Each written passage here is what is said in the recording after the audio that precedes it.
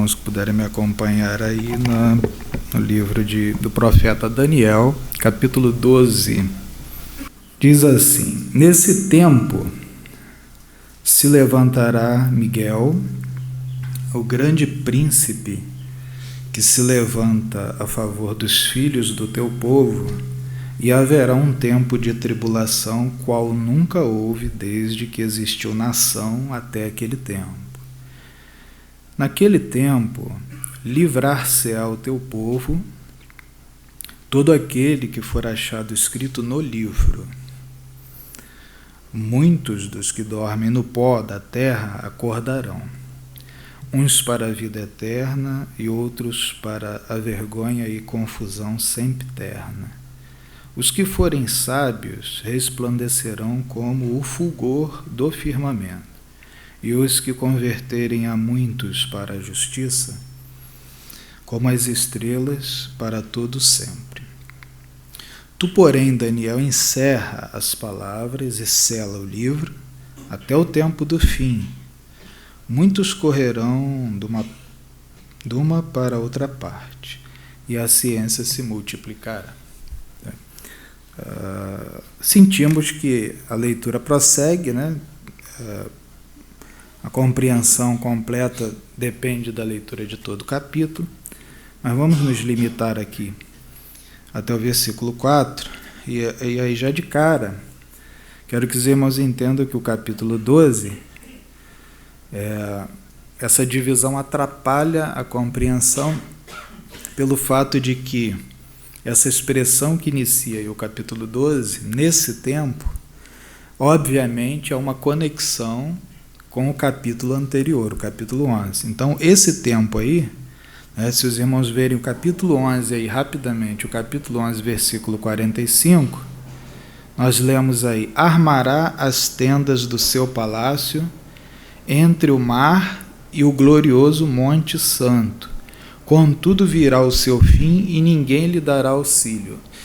Então o 12 começa dizendo, nesse tempo, ou seja, fazendo referência aos fatos mais imediatos, os fatos ultimamente colocados aqui no capítulo 11.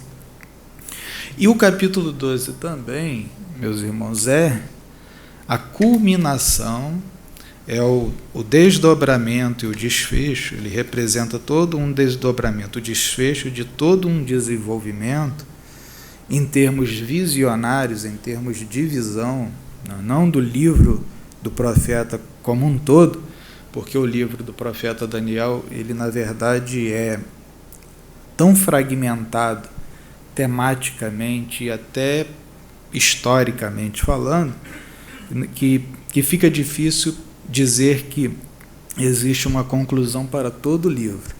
Mas este capítulo 12 é a culminação de pelo menos aquilo que se inicia no capítulo 10, e é onde eu gostaria de também ler um trecho e queria que os irmãos lessem comigo, ok? Capítulo 10, a partir do versículo 1, vejam. No terceiro ano de Ciro, rei da Pérsia, uma coisa foi revelada a Daniel, que se chamava Beltesazar, e a coisa era verdadeira, a saber, uma grande guerra. Ele entendeu a coisa e teve entendimento da visão.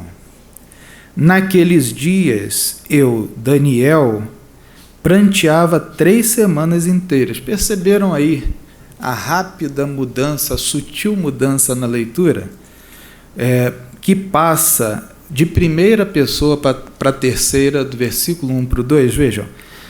No versículo 1, alguém está falando de Daniel, o narrador. Uma coisa foi revelada a Daniel, e já no versículo 2 é o próprio Daniel quem fala, ou seja, Daniel assume a partir daqui a narração, é ele quem narra, porque no versículo 2, naqueles dias eu, Daniel, não é com o mesmo tom que inicia o versículo 1, então uma mudança rápida aí de terceira para a primeira pessoa, naqueles dias. Isso revela muito da complexidade do livro e complexo processo de formação desses textos aqui, ok? Não vamos nos prender nesses detalhes, mas são detalhes que precisamos prestar atenção. Naqueles dias, versículo 2, naqueles dias eu, Daniel, pranteava 3 semanas inteiras, não comi pão algum agradável, nem entrou na minha boca carne nem vinho, nem me untei de óleo algum, até que se cumpriram as 3 semanas inteiras. No dia 24 do 1º mês, estando eu ao lado do grande rio, que é Tigre, levantei os meus olhos e olhei, e eis um homem vestido de linho e cingido pelos lombos com um cinto de ouro puro de Ufaz. Também o seu corpo era como berilo e o seu rosto como aparência de relâmpago. Os seus olhos como lâmpadas de fogo, e os seus braços e os seus pés de cor semelhante ao cobre polido, e o som das suas palavras como o som de uma multidão. Só eu, Daniel, vi a visão, pois os homens que estavam comigo não a viram, mas sobre eles caiu um grande temor, e fugiram para se esconder. Fui, pois, deixado sozinho e vi essa grande visão. E não ficou força em mim, porque se mudou em mim a minha formosura em corrupção, e não retive força alguma. Contudo, ouvi o som das suas palavras. Quando ouvi o som das suas palavras, já tinha caído com o rosto em terra num profundo sono.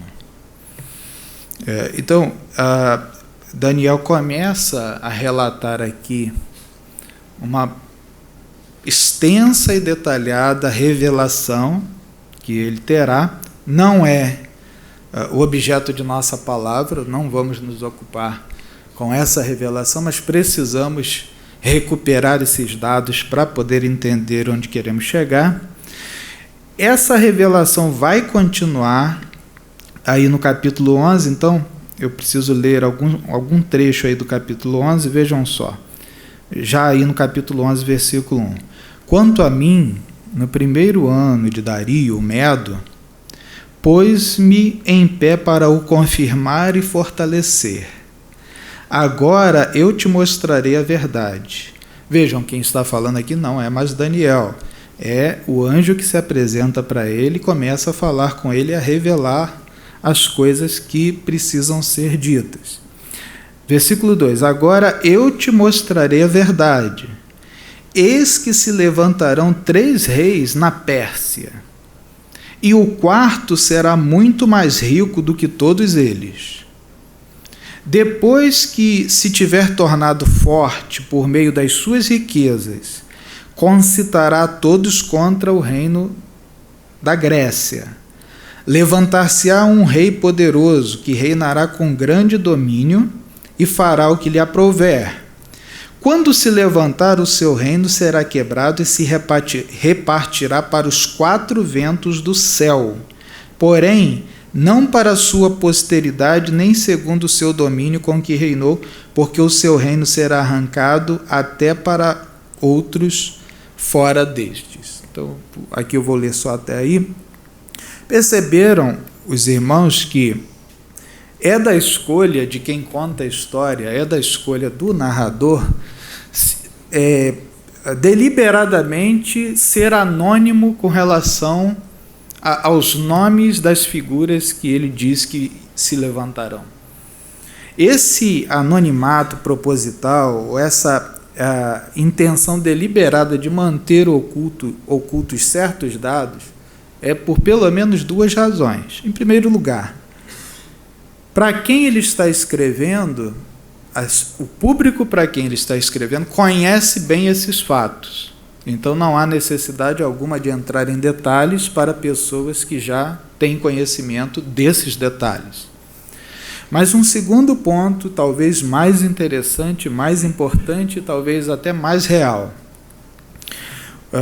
O tipo literário, o tipo textual que nós temos em mãos, a peça textual, que é o livro de Daniel, mostra também que existe um certo elemento de mistério que acompanha, que caracteriza o texto de revelação, o texto de visão, que é o que nós temos aqui.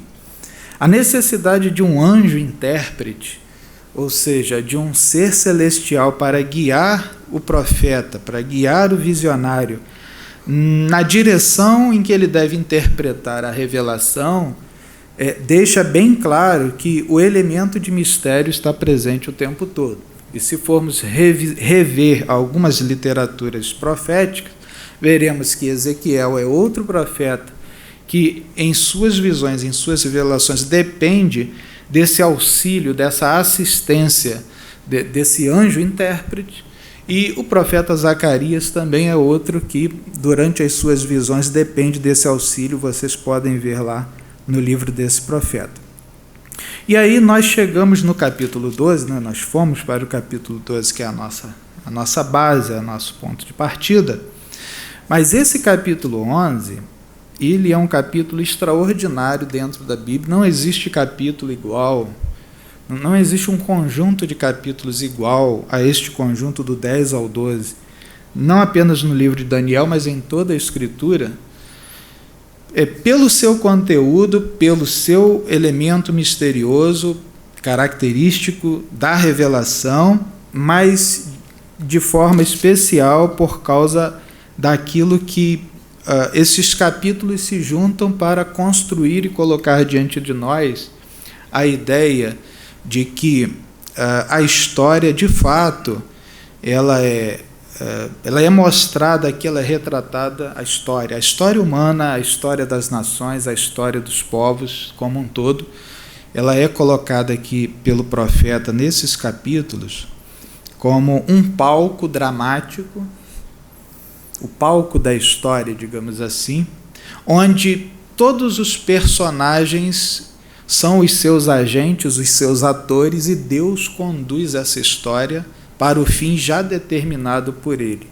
É uma história que nós, como os atores desta história, estamos atuando conforme as nossas forças e de acordo com as nossas condições, e Deus é o único que sabe cada passo, cada ato desse drama, cada detalhe dessa história, e conduz essa história para o final que Ele quer que ela chegue.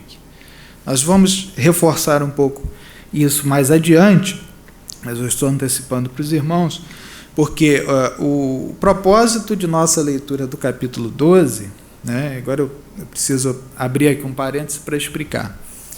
O propósito de nossa leitura desse capítulo é que, na verdade, eu comecei a estudar o capítulo 15 de 1 Coríntios, e esse estudo acabou se tornando um projeto de mensagem, um projeto de pregação, que não poderia se concretizar em uma oportunidade apenas, não poderia acontecer numa ocasião só por causa do volume das informações. E para, dando sequência, levando a cabo esse projeto de exposição de 1 Coríntios capítulo 15, porque o objetivo o tempo todo é falar, na verdade, sobre a esperança da ressurreição, né? Digamos que esse seja o propósito final da minha palavra. A minha intenção definitiva é justamente chegar nesse tema, a esperança da ressurreição.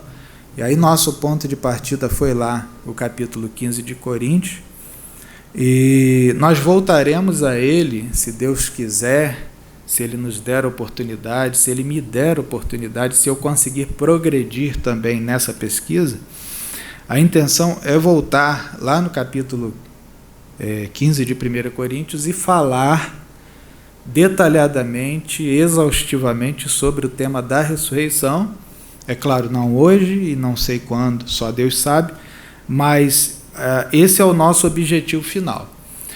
Acontece que, quando você vai estudar determinados textos, o estudo do texto que se apresenta para você, quando você começa a construir uma exposição, desde o alicerce, pensando já na casa inteira completa, ou no edifício todo acabado, certas imposições do próprio texto colocam para você obrigações extras, obrigações adicionais de ir a determinados lugares para depois voltar naquele texto e entender aquele texto de forma mais completa e de forma mais perfeita. Portanto, o que eu quero dizer é que 1 Coríntios capítulo 15 não se entra nesse capítulo simplesmente batendo na porta e abrindo-se ela entrando.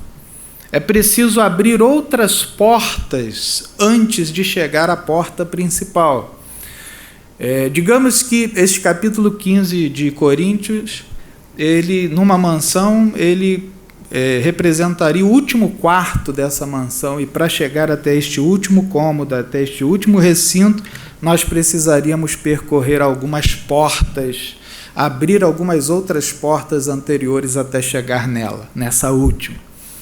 E o que eu estou tentando fazer é justamente abrir essas portas para tentar entender o tema da ressurreição. E a imposição que o texto nos coloca, as pistas, digamos assim, que ele apresenta para nós seguirmos, para nós investigarmos, a fim de que nós cheguemos a ele com um entendimento mais completo, faz com que nós recuemos no tempo, voltemos ao passado, revisitemos alguns textos do Antigo Testamento para entender principalmente essa temática da ressurreição. E no Antigo Testamento nós precisamos justamente parar nessa maravilha de livro, que é o livro do profeta Daniel, e entender antes de tudo que não é fácil manusear ou lidar com o tema da ressurreição, porque trata-se de um tema que, apesar de ser definido por uma única palavra, e não é também uma palavra tão simples assim, porque quando lá em Atos dos Apóstolos, Lucas narra a chegada de Paulo em Atenas e a pregação dele no Areópago, vocês se lembram de que, quando ele falou sobre Jesus e a ressurreição, qual foi a reação dos atenienses? Quando ele falava sobre Jesus e a ressurreição. Os atenienses começaram a fazer suposições e achar que ele estava pregando sobre novos deuses, ou novas entidades, novas divindades, porque o próprio tema da ressurreição não é um tema fácil de se lidar e não se compreende ele tão simplesmente assim como abrir um dicionário e ler a definição dele. Trata-se de, na verdade, um conceito que sofre alguma evolução com o passar do tempo, né? E essa evolução, ela é percebida, ela é revelada, ela é mostrada aqui no texto bíblico, e a gente precisa acompanhar atentamente essa evolução. Por exemplo, quando nós lemos lá, todos nós estamos acostumados a ouvir sempre isso, que Jó, naquele capítulo 19, versículo 25, fala da ressurreição. Não é isso? Porque depois de consumida a minha carne, ainda o verei. Né? Mas, na verdade, considerando o tempo e as condições do livro de Jó, é muito temerário dizer que aquele texto ali está falando de uma ressurreição. Ok? É preciso ter um pouco de calma, ou da ressurreição, da mesma ressurreição ou do mesmo tipo de ressurreição de que fala o livro do profeta Daniel. O que eu quero dizer é que, dentro da literatura bíblica, a ressurreição não aparece desde o início claramente para todo mundo, e não existe uma compreensão muito esclarecida e muito segura a respeito desse tema. Havia, no começo da história bíblica, todos aqui sabem, a consideração de que a morte é o fim de tudo, e de que, morrendo o homem, tudo que resta para ele é o sepulcro, é o sepultamento, e depois disso não existe mais vida. Né? Vocês lembram que o salmista até pergunta em determinado salmo, né, por acaso os mortos te louvarão? Por acaso a sepultura, aqueles que dormem na sepultura, no pó da terra, eles poderão cantar o teu louvor, eles poderão te louvar? É uma pergunta que requer uma resposta negativa, ou seja, ele pergunta já sabendo que a resposta é não, esperando que o público responda com um não, né? O objetivo do Salmo é, na verdade, dizer que Deus deve ser louvado em vida. Mas, ao mesmo tempo que nos ensina isso, revela um pouquinho daquele conceito que havia naquela época, de que realmente a sepultura encerrava o término da existência. Então, para se chegar à compreensão de uma ressurreição dentro da Bíblia, é preciso entender que esse tema evolui. Ele se desdobra, ele anda com o passar do tempo e ele vai ganhando alguns contornos e vai mudando de formas e até mesmo o conceito dele vai tomando algumas formas diferentes com o passar do tempo. E nós viemos aqui para o livro do profeta Daniel porque ele fala mais claramente aqui sobre uma ressurreição, um tipo de ressurreição, um evento de ressurreição que muito nos interessa. E aí precisamos entender que o livro de Daniel ele está muito encravado, trata-se de um livro que está muito encravado na história. Na história, não exatamente na história da vida do profeta, mas na história da vida do povo de Deus, do povo de Israel. O livro em si, ele tem algumas complexidades, né? Posso mostrar para os irmãos, por exemplo, no capítulo 6, versículo 1, o que é que nós lemos aí em Daniel, capítulo 6, versículo 1? Vejam só aí comigo. Capítulo 6, versículo 1. Foi do agrado de Dario constituir sobre o reino 120 sátrapas, que estivessem por todo o reino, e sobre eles 3 presidentes, dos quais Daniel era um, a fim de que esses sátrapas lhes dessem conta e que o rei não sofresse dano. Então esse capítulo 6 conta a história do rei Dario, não é isso? Aí quando nós avançamos para o capítulo que nós lemos, o que nós lemos? Capítulo 9, aliás, lemos o 10, né? Quando nós avançamos aí para o capítulo 9, então no capítulo 6 ele fala de um certo Dario. E no capítulo 9, vejam só, capítulo 9, versículo 1. No primeiro ano de Dario, filho de Assuero, da raça dos Medos, o qual foi constituído rei sobre o reino dos caldeus, no primeiro ano do seu reinado, eu, Daniel, entendi pelos livros o número dos anos, a saber, 70 anos, de que falou a palavra de Jeová ao profeta Jeremias, em que se haviam de cumprir as desolações de Jerusalém. Então, capítulo 9, Dario. Agora, avancem para o capítulo 10, versículo 1, o capítulo que nós lemos. No terceiro ano de Ciro, rei da Pérsia. Então, vocês percebem, por essas referências históricas aos reis que governavam na época do profeta Daniel, que esses capítulos aqui não estão organizados cronologicamente ou historicamente, porque Dario, na história dos reis persas, ele não antecede a Ciro. É Ciro quem começa a governar. E depois existe uma sequência de reis e então Dario. Mas se fôssemos tomar aqui pela ordem dos capítulos, nós teríamos que entender que houve erro de escrita aqui. Não vamos partir dessa pressuposição, é claro, não vamos considerar que o texto bíblico esteja errado. O que precisamos entender é que os capítulos não estão organizados cronologicamente, eles são fiéis, todos são fiéis aos dados históricos. Podemos confiar na quantidade de dados históricos que o livro de Daniel nos fornece, mas eles estão desorganizados historicamente e cronologicamente, estão embaralhados e reorganizados tematicamente para maior interesse do público que vai ler esse livro.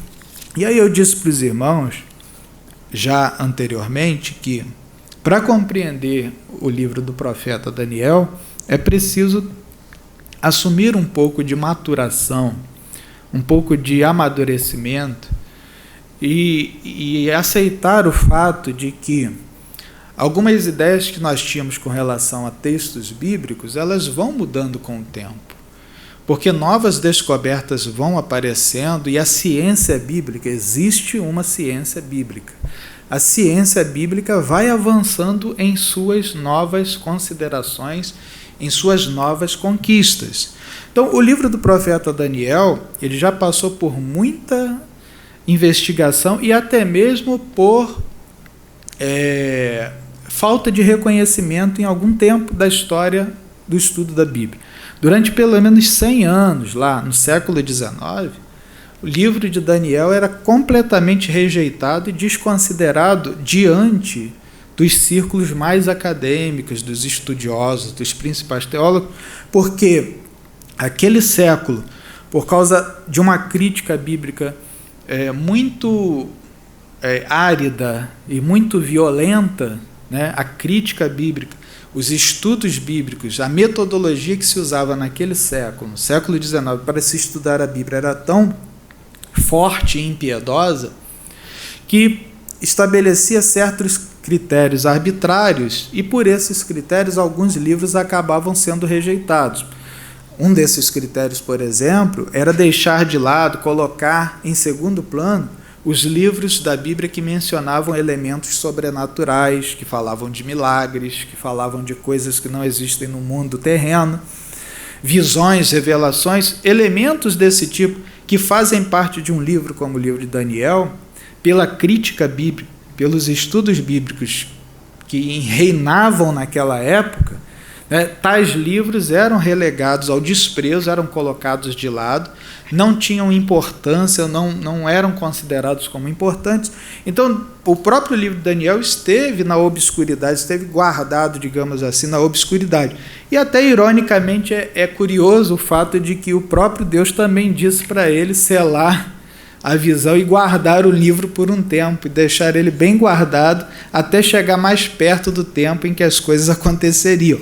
Mas a verdade é que os estudiosos bíblicos fizeram isso não por essa razão, fizeram isso porque não queriam mesmo aceitar as informações extraordinárias e fantasiosas no bom sentido, fantásticas, fantástica é a palavra mais correta, as informações mais fantásticas que existem dentro desse livro. Nessa época, o ceticismo era muito forte, a incredulidade bíblica, científica, era muito forte, e era ela quem mandava, era ela quem dava as regras, ditava as regras.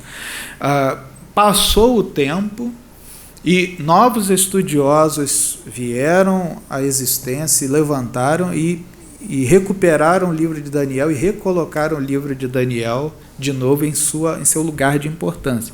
Mas ele próprio é um livro complicado de se lidar. Por exemplo, todos nós aprendemos na igreja que o livro de Daniel é um dos profetas, está classificado como um dos profetas maiores. Mas desde a Bíblia hebraica, que foi fechada lá no 1º século depois de Cristo, o livro de Daniel já não ocupava um lugar junto com os profetas, ou seja, os próprios judeus, em sua classificação, bem lá atrás, já não colocava Daniel como profeta.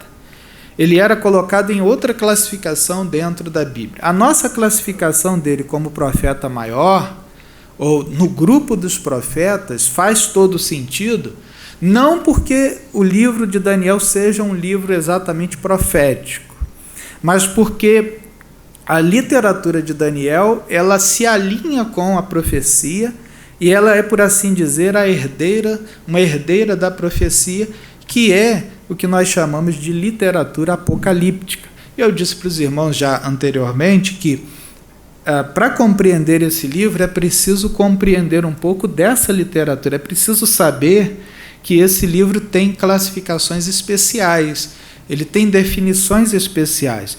Ele não é como os outros livros proféticos, e o Daniel em si, como figura, ele não se enquadra dentro da figura tradicional, clássica de um profeta. Mas a apocalíptica, ela vem na sequência da profecia. Quando a profecia começa a entrar em decadência, quando eu digo decadência, eu estou falando não de ruína aqui, ou seja, eu não estou falando num sentido negativo. A profecia decadente, em decadência, não negativamente falando. Eu estou falando no sentido de direção, de tendência. Quando a profecia começa a tender para baixo, a cair, digamos assim, ela teve ela teve uma evolução, ela teve uma ascensão, ela teve o seu período de glória. O profetismo em Israel, ele chegou no seu auge máximo no século VIII com Amós e os profetas, que eram os profetas escritores. Antes disso, haviam os grandes profetas, mas esses profetas não eram os profetas literários, né? A profecia em Israel mesmo, na história da nação, começa especialmente no período dos juízes ali, mas pontualmente começa dentro, se considerarmos os contornos de um profeta clássico, o enquadramento de um homem que representa os traços principais de um profeta, nós teríamos que pontuar Samuel como sendo talvez ali o ponto de partida da história, da profecia durante o período da nação de Israel, mas não estamos desconsiderando aí os profetas, os que são chamados profetas anteriormente, eles também fazem parte dessa história, desse grupo, mas Samuel pontua ali o início da profecia, da história da profecia bíblica, e essa história, a história do profetismo em Israel, ela vai crescendo, ela vai se avolumando até o século VIII, e nesse século VIII atinge o seu auge, porque os profetas não são apenas os proclamadores, mas eles também são escritores, eles também registram os seus oráculos. E aí, com Amós, Isaías e outros grandes profetas, a profecia vai nesse ponto, né, nesse ponto máximo, nessa altura máxima, até o período do exílio. No período do exílio, porque existem alguns profetas, grandes profetas, que ainda atuam nesse período, tanto entre o povo como entre ali as pessoas que são os líderes da nação.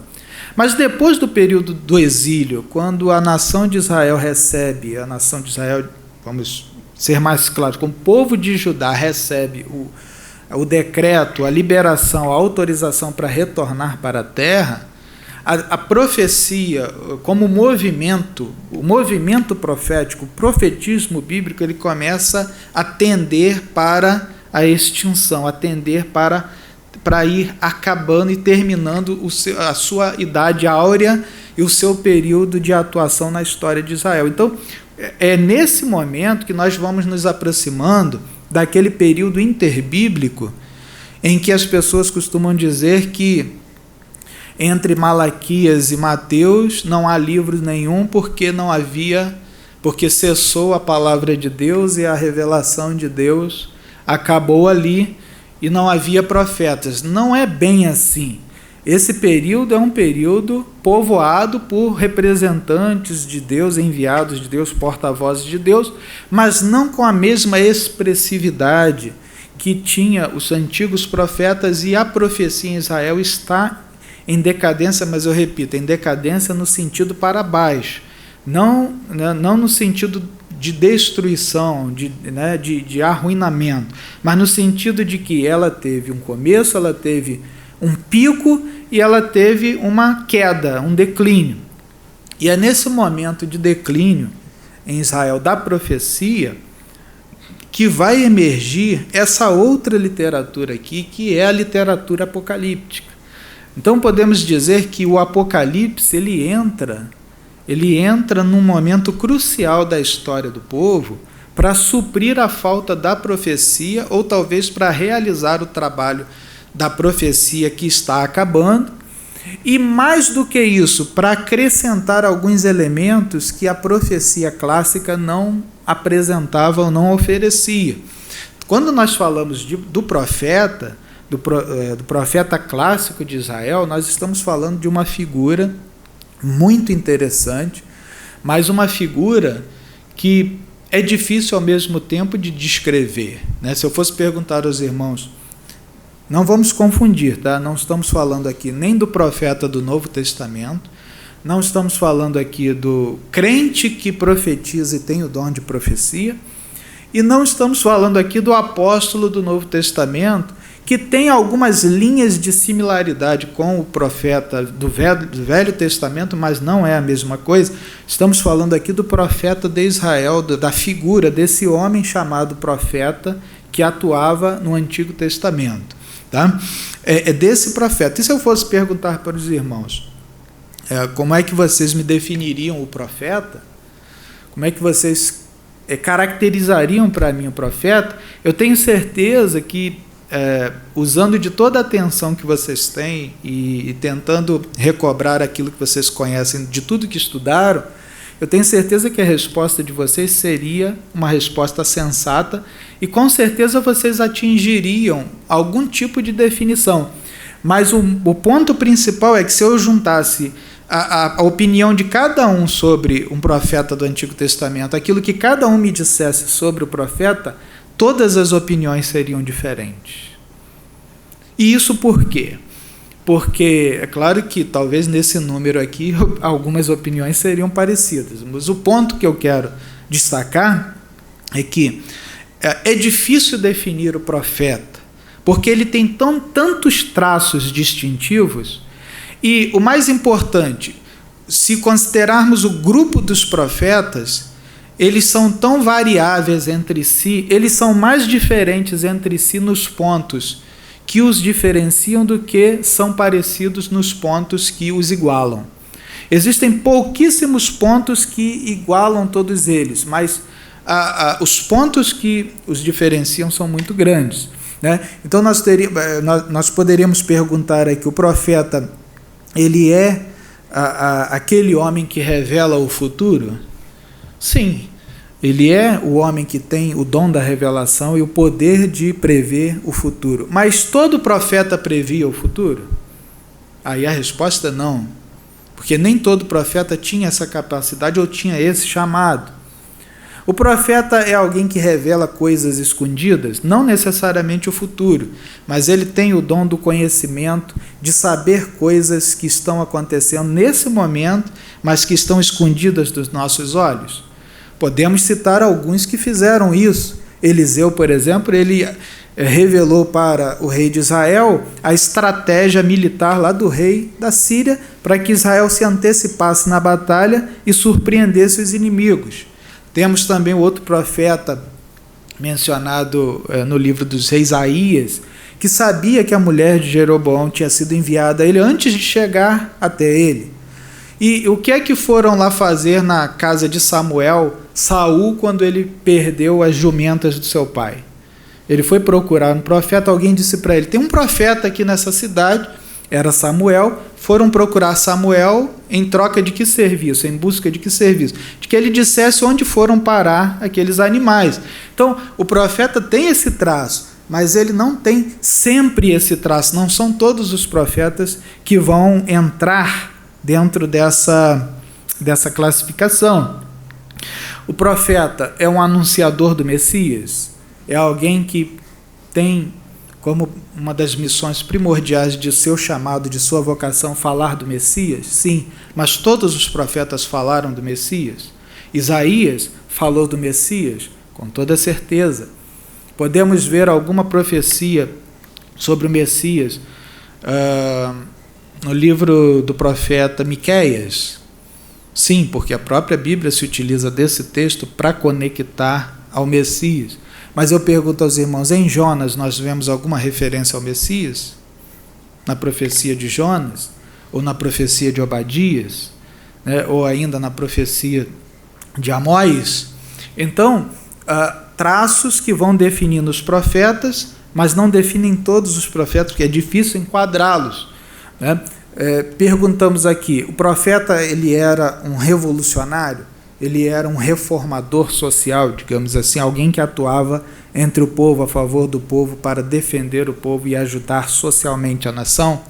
Podemos enquadrar um ou outro profeta na história bíblica dentro desse perfil, mas todos os profetas não se enquadrarão dentro desse perfil. Então precisamos entender a variabilidade de perfis com que se pode caracterizar um profeta e, ao mesmo tempo, entender que não é possível engessar esses perfis, porque nós vamos acabar deixando alguns de fora, né? Nós poderíamos dizer, assim, em linhas gerais, que o profeta do Antigo Testamento, ele era um homem, né, um elemento que nós poderíamos colocar aqui, que talvez percorresse todos os profetas, agrupasse todos os profetas, mas há um elemento muito genérico, é que o profeta ele era um homem inspirado. E isso se pode dizer de todos os profetas. A convicção de que foi chamado por Deus e que era portador da palavra de Deus. Não havia nada que pudesse demovê-lo dessa convicção.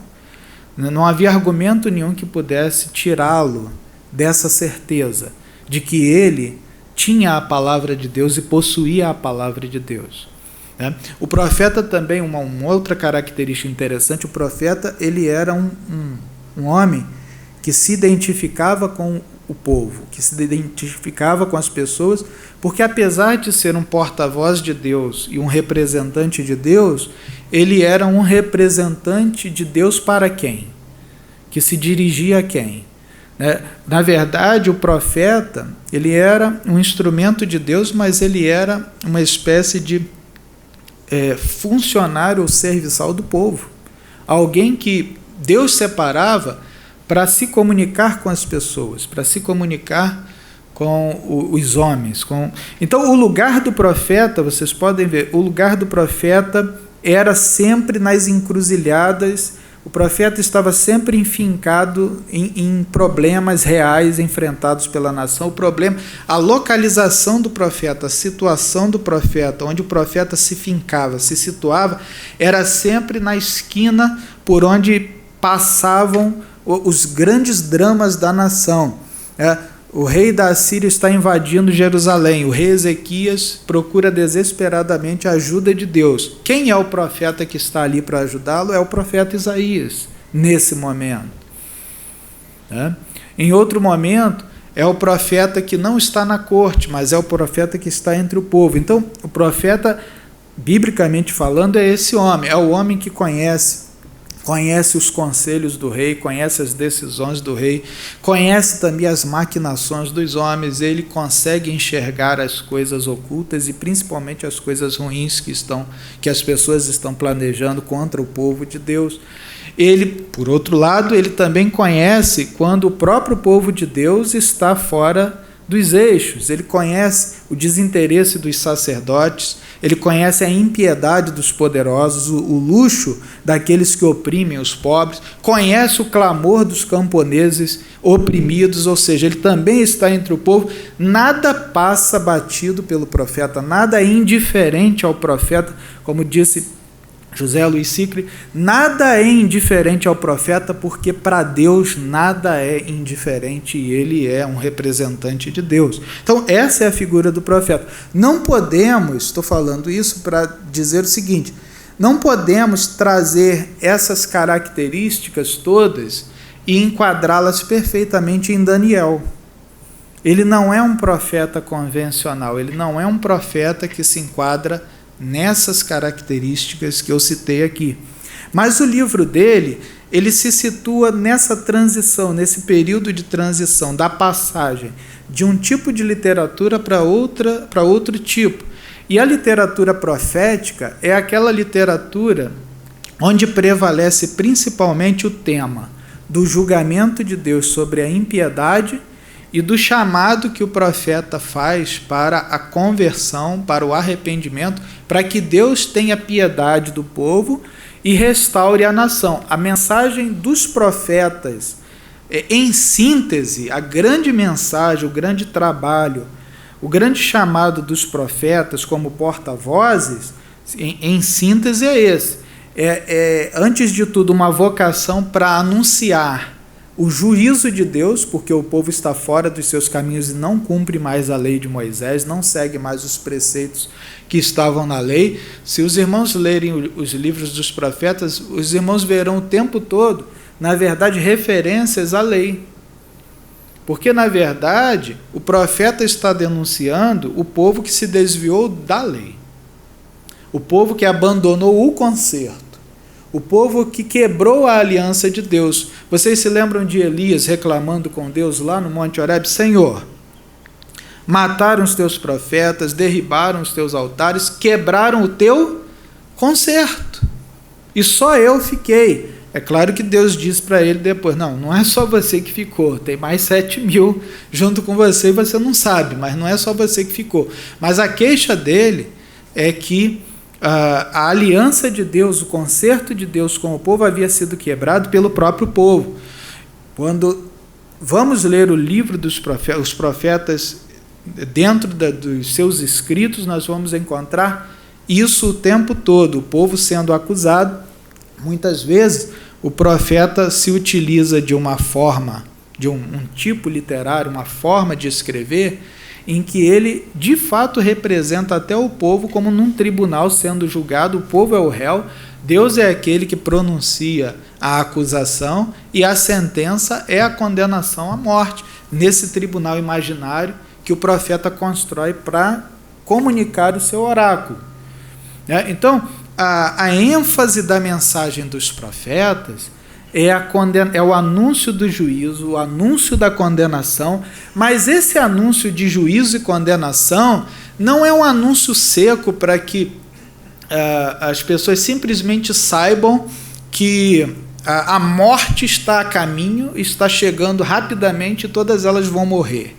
O objetivo do anúncio de condenação é fazer com que as pessoas se arrependam, é chamar as pessoas para o arrependimento e para uma nova conversão, é chamar o povo para refazer o pacto com Deus, para revalidar a aliança com Deus e assim promover a misericórdia de Deus a fim de que o castigo que está a caminho seja interrompido. A história de Jonas não se aplica ao povo de Israel, mas ela ilustra aquilo que é o trabalho dos outros profetas com relação a Israel. Vocês lembram que Deus chamou Jonas para anunciar em Nínive a condenação de Nínive. Mas para quê? Só para os ninivitas saberem que eles iam morrer? Não. Para eles se arrependerem.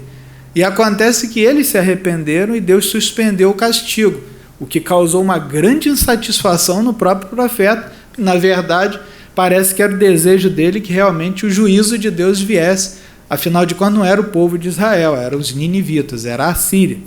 Mas a história de Jonas nos serve de exemplo para mostrar que a mensagem do profeta chamando o povo, avisando, anunciando, advertindo da condenação vindoura, era na verdade para promover o arrependimento e a conversão, para que as pessoas se voltassem para Deus e essa condenação que já estava determinada por Deus pudesse ser suspensa.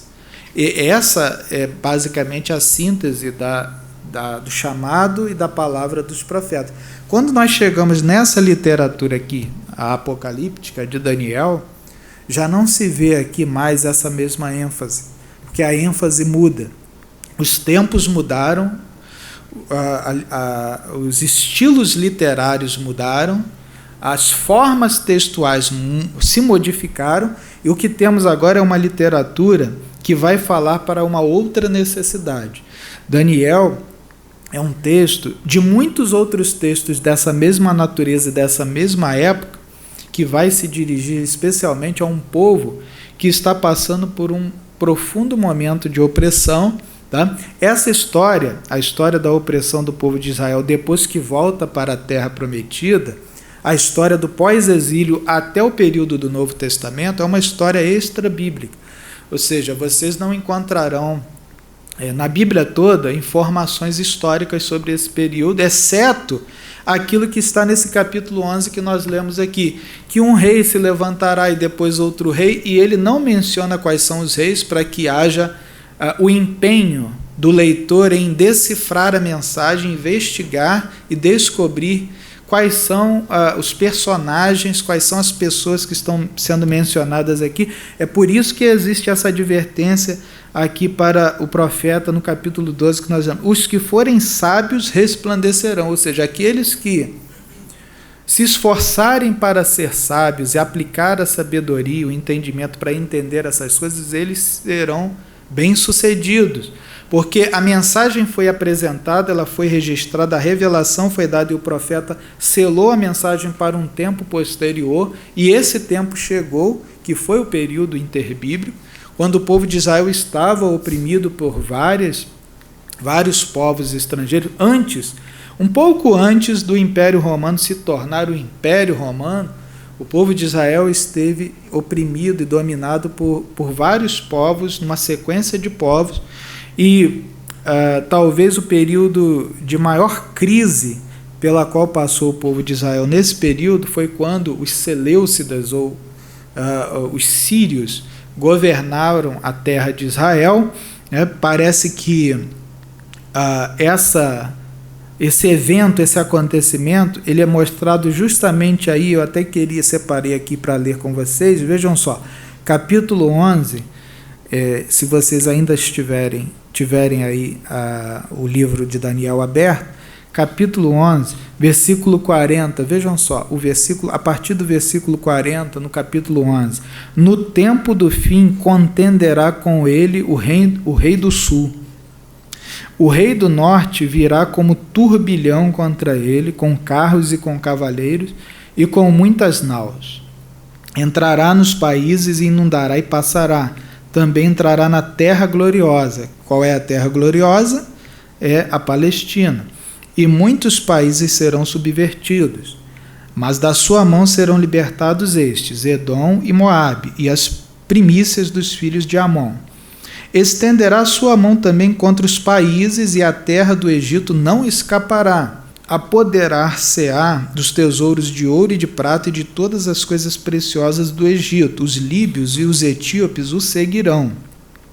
Mas novas vindas do Oriente e do Norte o perturbarão. Então ele está falando aqui de um reino, e desse rei que governava a terra de Israel nesse momento de profunda crise espiritual, porque o templo de Deus nessa época foi profanado e sacrifícios foram oferecidos no templo de Israel a outros deuses, a outras divindades. E é nessa época aí que acontece a chamada revolta dos Macabeus. E aí, para vocês entenderem essa história, só lendo os 2 livros de Macabeus, que são livros apócrifos, mas que historicamente acabam fornecendo para nós os dados que nós precisamos para entender esse período aqui.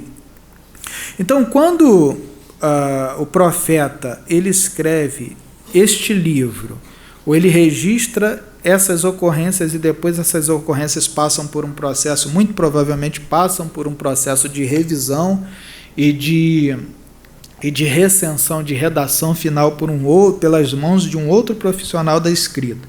Mas quando o profeta registra essas revelações, especialmente o capítulo 12, ele está se dirigindo a um povo que precisa dessa mensagem de esperança, dessa mensagem de resistência.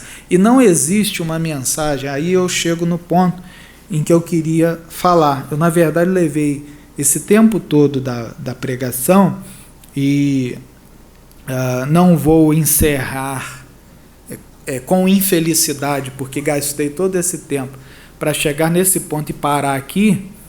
Vou fazer isso sem nenhum problema, porque, na verdade, o objetivo é dar sequência numa outra oportunidade. Mas o ponto onde eu queria chegar, que é o capítulo 12, mas para isso eu precisava contar essa história, o capítulo 12 especialmente, ele vai trazer uma mensagem, é ele quem traz a mensagem da apocalíptica, que é a mensagem da resistência e da esperança. É o texto que é feito para atender a uma necessidade de momento, que é a necessidade do povo continuar resistindo firme na fé. Então esse é o primeiro propósito da apocalíptica, é a mensagem de resistência. Resiste, tem que resistir, tem que aguentar, tem que suportar firme. É a mensagem da resistência, é o primeiro ponto, é o primeiro propósito dessa literatura. E o segundo ponto é o seguinte, é a mensagem de esperança. Por que eu devo resistir? Uma coisa decorre da outra. O porquê da resistência? Bem, a resistência é porque existe uma promessa e existe uma esperança. E aí ele coloca aqui, a esperança é a esperança da ressurreição. Ok? E aqui o interessante, vejam, no capítulo 12 que nós lemos, naquele tempo, versículo 1 ainda, naquele tempo livrar-se-á o teu povo todo aquele que for achado escrito no livro. E aí nós entramos, né, nós entramos dentro de um outro estudo que não será feito aqui, é claro, mas que vocês podem fazer. A Bíblia o tempo todo menciona esses livros, né, esses entre aspas, esses livros. O livro da vida, o livro que os profetas às vezes era entregue para eles se alimentarem desse livro, comerem, né, uma metáfora para dizer que eles deviam encarnar a palavra de Deus e levar a palavra de Deus para as pessoas. E aqui o profeta menciona um livro específico, ele não nomina qual é o livro, ele não denomina esse livro, ele não diz que livro é esse, mas muito provavelmente ele está falando aqui do livro daqueles que estão vivos, né? Naquele tempo livrar-se ao teu povo todo aquele que for achado escrito no livro. Muitos dos que dormem no pó, essa palavra muitos aí pode, existe a possibilidade, não vamos discutir isso agora, mas existe a possibilidade dessa palavra muitos significar todos, tá? Muitos dos que dormem no pó da terra acordarão, uns para a vida eterna e outros para vergonha e confusão sempiterna. Vejam que ele usa a expressão acordar, que é um verbo um verbo que combina com o verbo dormir, quando nós queremos falar de alguém que morreu, mas não queremos dar a informação de forma tão dura. Nós dizemos que, no lugar de dizermos que uma pessoa morreu, nós dizemos que ela dormiu, né, que ela descansou. É uma forma de suavizar uma mensagem tão difícil de ser dada. Então, para combinar com o verbo dormir, que representa a morte, se coloca aqui o verbo acordar, porque o leitor já está preparado para entender que, se o dormir é uma referência à morte, o acordar é uma referência à ressurreição da morte, ou seja, dormiu, morreu, acordou, ressuscitou. Então é por isso que ele usa a palavra aqui, os que dormem no pó da terra acordarão. Então, ele está falando da ressurreição, porque é evidente que só pode se tratar da ressurreição, já que ele fala sobre dormir no pó da terra, uns para a vida eterna e outros para a vergonha e confusão sempiterna. Então, nós temos aqui, classicamente falando, a primeira referência de fato no Novo Testamento sobre uma ressurreição geral e sobre uma ressurreição final. Mas aí precisamos entender o seguinte: os leitores originais entenderam que essa ressurreição aqui é a mesma ressurreição do Novo Testamento? Aí eu disse para os irmãos que o tema da ressurreição ele passa por certa evolução de época para época. Muito provavelmente os leitores foram incentivados a resistir e perseverar na fé por causa da esperança da promessa da ressurreição, não porque seria uma ressurreição. Qual a diferença dessa ideia de ressurreição para a ideia de ressurreição lá de 1 Coríntios capítulo 15? É que em 1 Coríntios capítulo 15, vou adiantar aqui, Paulo está falando de uma ressurreição completa, no sentido da realização. Ou seja, Paulo fala inclusive de como será o corpo da ressurreição. Ele dá detalhes sobre o que acontecerá depois da ressurreição com os ressuscitados e como eles serão. Então, aquela descrição lá de 1 Coríntios 15, pode-se dizer que é a descrição, representa o conceito de ressurreição aprimorado ao máximo. Mas aqui não temos esse conceito ainda aprimorado, ele está em andamento. Então, a compreensão de ressurreição nesse estágio da história, nesse momento da revelação bíblica, que ainda é um momento parcial, temporário, provisório, a compreensão da ressurreição aqui ainda é de uma ressurreição física e de que as pessoas voltarão a viver fisicamente nessa terra, nesse plano terrestre. Mas, para os propósitos do texto bíblico e para os propósitos da apocalíptica, essa reação, esse efeito gerado nas pessoas já atendia aos seus propósitos, porque o propósito era gerar a esperança para fazer com que as pessoas resistissem.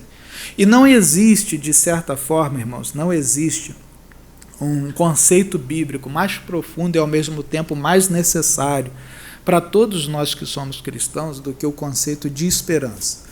Porque também não existe, biblicamente falando, um conceito mais radical, mais pungente, mais cortante do que a ideia da morte. E todos nós escapamos da ideia da morte. Todos nós fugimos da ideia de morrer, porque, na verdade, a morte nos é estranha. Se pensarmos bem, né, se formos aqui traçar a linha histórica da Bíblia, desde o seu começo até o seu final, o homem não foi criado por Deus para morrer, foi? Desde o início da criação, quando Deus estabeleceu o homem no jardim, homem e mulher, esse era o plano original? O plano original era que o homem nascesse e morresse? Esse não era o plano original. Então, a morte nos é estranha por natureza. Nós resistimos à ideia de morrer, nós resistimos à ideia da morte, nós escapamos da morte, falamos que queremos estar com Cristo, mas na hora de morrer, ninguém quer saber de morrer, não é verdade? Se eu perguntar aqui quem quer estar com Jesus, todo mundo vai responder, mas é preciso ir ali fora e morrer. Todo mundo quer morrer, ninguém quer. Na verdade, né? Ou seja, a gente quer uma coisa, mas não quer aquilo que leva a essa coisa. Não é isso? A gente quer estar com Jesus, mas não quer passar pelo que nos leva até Jesus, que é a morte. Todos nós escapamos dessa compreensão, desse conceito. Mas a verdade é que essa condição de morrer é uma condição que nos é estranha. Talvez os animais, por exemplo, né, uma rápida comparação aqui, talvez para o reino animal, o reino dos animais, não existe uma estranheza, até porque não existe raciocínio neles para fazer esse tipo de reflexão, mas parece que já existe no DNA deles uma espécie de programação para morrer, para nascer e morrer. Existem, inclusive, animais em que a morte faz parte do próprio ciclo de vida desses animais. Para que a prole continue, para que a família de determinado animal continue, já existe implantado na natureza dessa criatura específica que ele precisa morrer. Eu me lembro de ter ouvido uma vez, mas faz muito tempo na leitura de um texto, então não me lembro perfeitamente dos detalhes, mas há um tipo, me parece, de vespa, que coloca os seus ovos, coloca as suas larvas, se alimenta de mel e depois pica a si mesma, fecha o ninho, pica a si mesma com o seu ferrão, ou seja, ela provoca a automorte, o suicídio, e morre. E o corpo dela fica ali próximo dos ovos, para que quando as larvas nascerem, o corpo dela já esteja se decompondo, porque ela será o futuro alimento dos seus filhotes. Então pode parecer uma coisa bem desagradável de descrever, mas esse é um fenômeno da natureza que mostra que na vida dos animais, dentro desse equilíbrio que se estabelece pela lei de Deus entre as suas criaturas, a morte não é um elemento estranho ou não é uma coisa que é rejeitada. Mas entre nós ela é rejeitada. Não gostamos da ideia da morte, não gostamos da ideia de morrer, porque não gostamos de ver as pessoas partindo. E aí, se nós formos olhar lá o livro de Eclesiastes, ele dá um conselho muito interessante, ao mesmo tempo um conselho que ninguém quer ouvir. Ele diz assim, que existe mais sabedoria na casa de luto do que na casa de festa. Neste domingo, eu fui a um sepultamento de uma senhora, de uma irmã, e muito idosa já, faleceu de derrame, mas na verdade foi o último de uma série de derrames, muitas lesões cerebrais. O estado dela era muito ruim já, e ela muito idosa. eu fui ao sepultamento dela e na parte da manhã do domingo, e não existe como estar presente em um velório e não perceber que ali é o lugar onde você de fato faz reflexões que você não faz em nenhum outro lugar. Então o Eclesiastes, o pregador, Coelete, estava certo. A sabedoria está ali, na casa do velório. Onde há um corpo ali pronto para ser sepultado, ali tem sabedoria, ali tem muita sabedoria. Né? É até engraçado dizer, ninguém quer ouvir isso, mas você deveria pensar, né, antes de ir ao cinema, se não tem um velório para você ir primeiro. Porque pode ser que você saia de lá mais sábio do que indo assistir um filme. Né? E, na verdade, é o conselho da Bíblia. Não é nem meu conselho, é o conselho da Bíblia. Então, a morte nos obriga a refletir. A morte nos chama para a reflexão da nossa condição, do nosso estado. E o interessante no caso dessa irmã é que eu me recordo de lá pelos 8, 9 anos de idade, já está sempre presente ali ao lado dela e de outras senhoras, porque minha mãe me carregava para todos os lugares onde havia uma visita, uma reunião de oração, uma consagração, estava sempre ali, e ela também.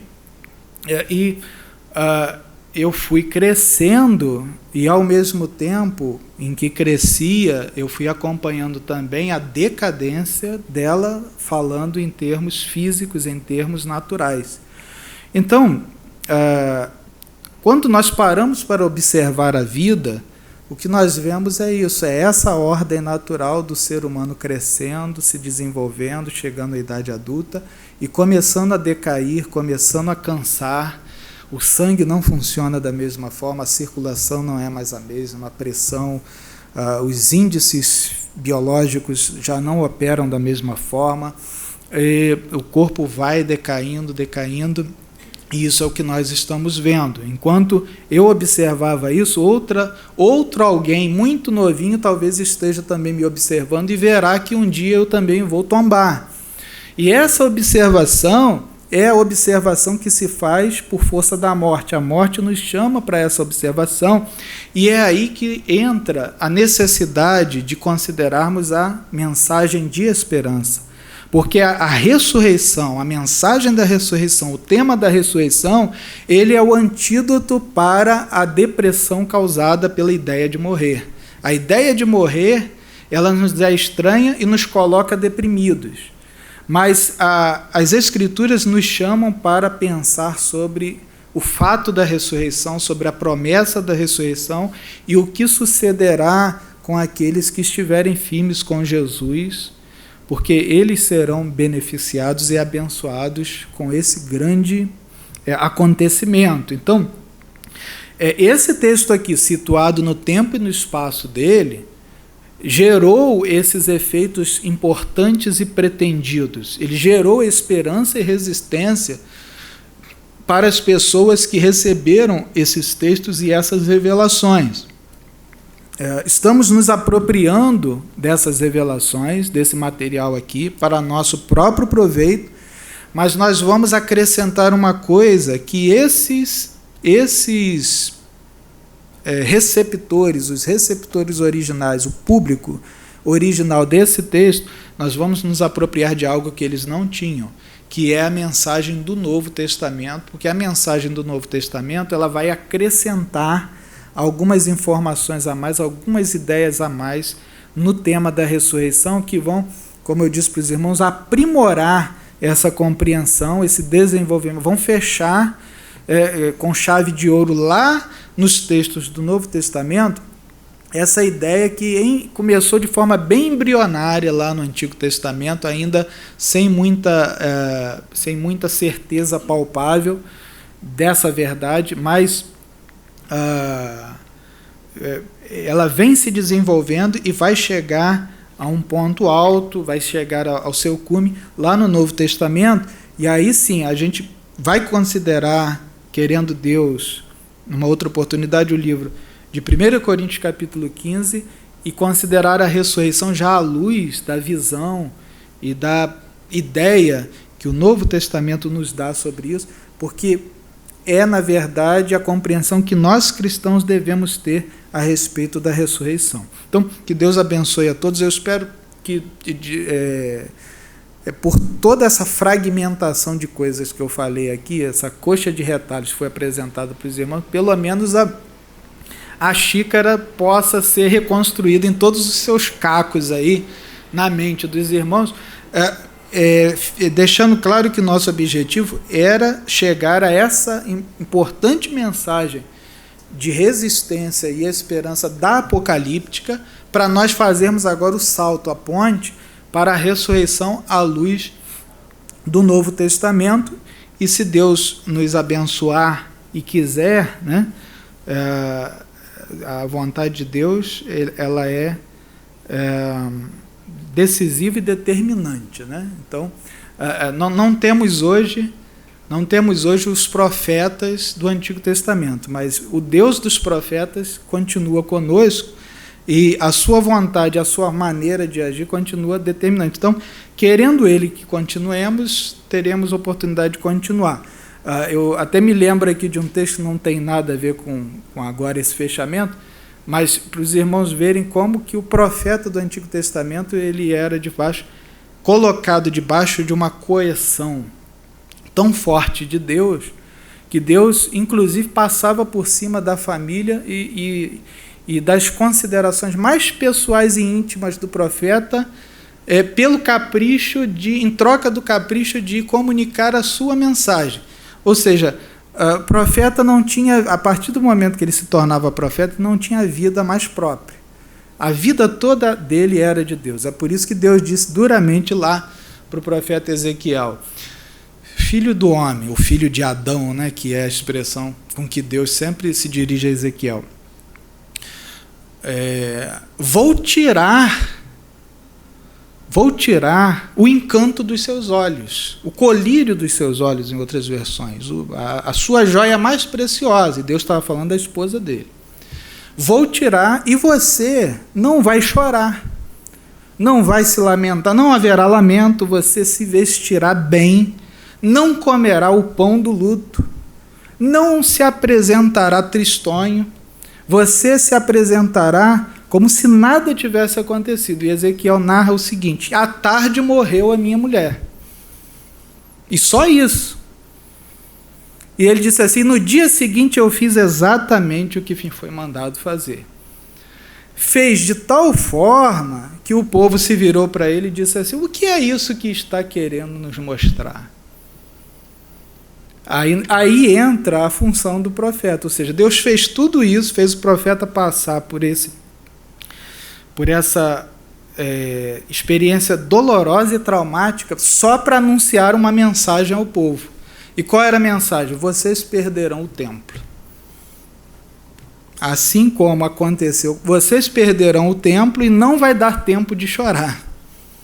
Porque, se vocês se lembram bem, a Babilônia entrou em Jerusalém, arrasou com tudo e levou todo mundo cativo. Então não deu tempo. Não deu tempo de chorar, não deu tempo de prantear, não deu tempo de cumprir os rituais fúnebres. Mas Deus fez isso com o profeta só para mostrar uma mensagem ao povo.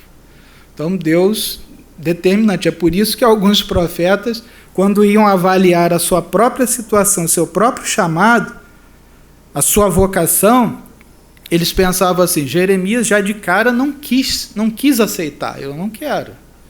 Né? Mas quando eles vão se avaliar, né, eles chegam à conclusão seguinte: essa minha vida dolorosa só pode ser culpa dos homens. Em alguns momentos eles estão tentando buscar culpados, mas há um momento em que eles chegam à conclusão que a culpa é dos homens e de Deus. E há um terceiro momento em que o profeta avalia e diz que a culpa é só de Deus. Ou seja, o grande culpado de eu estar vivendo essa vida dura é o próprio Deus. E por último, há aqueles que chegam à conclusão de que a culpa é da própria vida. Então eles querem morrer porque a solução para sair dessa situação de ser profeta é a morte. É preferível morrer. Elias, Senhor, tira a minha vida porque eu já estou cansado.